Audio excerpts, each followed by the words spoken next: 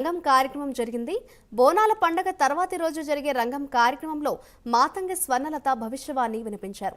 అమ్మవారి ఎదురుగా పచ్చికుండపై నిల్చుని స్వర్ణలత భవిష్యవాణి పలికారు.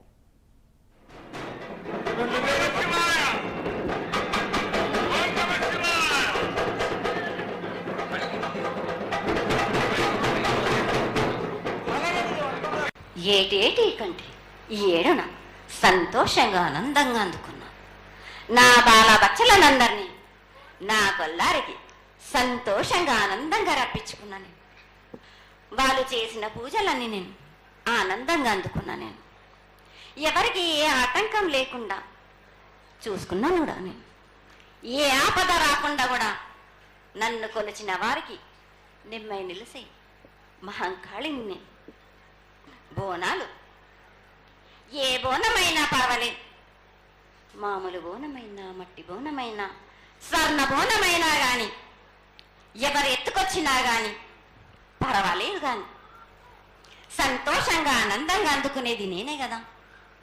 చాలా సంతోషం. వీళ్ళు వాళ్ళు చేయాలని ఎటువంటి సందేహాలు మాత్రకు పెట్టుకోకండి బాలక.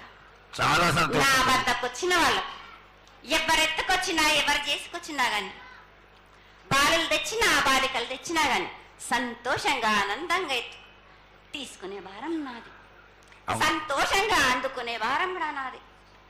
కోరినంత వర్షాలు ఉన్నాయి మీకు, పాడి పంటలు కూడా సమృద్ధిగానే ఉన్నాయి మీకు, ఎటువంటి లోటు లేదు మీకు. కానీ మీరు మాత్రం ఆనందంగా సంతోషంగా ఉండండి. నగరంలో కొన్ని వందల సంవత్సరాల నుంచి కూడా